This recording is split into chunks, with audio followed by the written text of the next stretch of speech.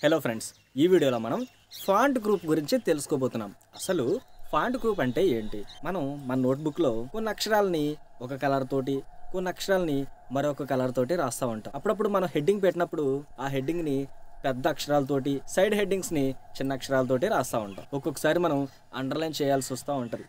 So ఇలాంటివన్నీ మన నోట్బుక్లో మనం రాస్తాం కదా, మరి వీటినే కంప్యూటర్లో కూడా రాయటానికి ఈ ఫాంట్ గ్రూప్ని ఉపయోగిస్తాం. ఈ ఫాంట్ గ్రూప్ని కంప్యూటర్లో ఏ విధంగా మనం ఉపయోగించవచ్చో ఈ వీడియోలో చూద్దాం రండి. ఫ్రెండ్స్, ఇప్పుడు మనం హోమ్ గ్రూప్లో ఉన్నటువంటి ఫాంట్ గ్రూప్ గురించి తెలుసుకుందాం. ఆల్రెడీ ఈ ఫాంట్ గ్రూప్ గురించి మీరు పవర్ పాయింట్లో నేర్చుకున్నారు కదా. ఇప్పుడు ఒక్కసారి ప్రాక్టీస్ చేద్దాం. మీరు పవర్ పాయింట్లో ఏ విధంగా చేశారో ఎక్కడ కూడా అదే విధంగా ఉందా లేదా అనేది మీరు ఇక్కడ చెక్ చేయండి. ఇక్కడ నేను CGS computer for government schools అని టైప్ చేశాను కదా. అలాగే మీరు కూడా CGS అని టైప్ చేసుకోవచ్చు, లేదా మీ పేరు కూడా టైప్ చేసుకోవచ్చు. అది మీ ఇష్టం. ఓకేనా? సరే, నేను ఇక్కడ సెలెక్ట్ చేసుకున్నాను. దీన్ని నేను బోల్డ్ చేశాను,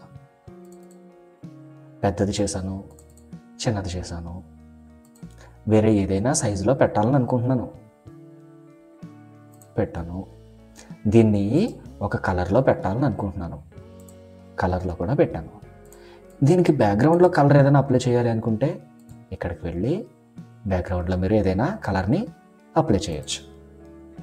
ఓకే, లేదు ఇవన్నీ మార్చేయాలి, తీసేయాలి అనుకుంటే ఇక్కడికి వెళ్ళి నో కలర్ అని ఉంది కదా, అక్కడ క్లిక్ చేయాలి. బ్యాక్గ్రౌండ్లో కలర్ తీసాను. దీన్ని ఇప్పుడు నేను బ్లాక్ కలర్లో పెట్టాలి. ఆటోమేటిక్ లేదా ఇక్కడ బ్లాక్ అని ఉంది కదా, అక్కడ టైప్ చేస్తే చాలు.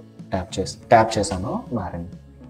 ఇప్పుడు దీన్ని డిఫరెంట్ ఎఫెక్ట్స్లో, టెక్స్ట్ ఎఫెక్ట్స్లో పెడదాం. ఇక్కడ ఉంది కదా ఇక్కడికి వచ్చాను. చూసారా ఎట్లా మారిందో? మీరు కూడా ఇలాంటివి ప్రయత్నం చేయండి. ఓకేనా? తర్వాత దీనికి ఫాంటు మారుద్దాం. చూసారా మారుతూ ఉంది. CGS computers for government schools. ఓకేనా? సో ఈ ఫాంట్ గ్రూప్ను ఒకసారి మీరు ప్రాక్టీస్ చేయండి. వచ్చే లెసన్లో మరొక కొత్త టాపిక్తో మనం కలుద్దాం.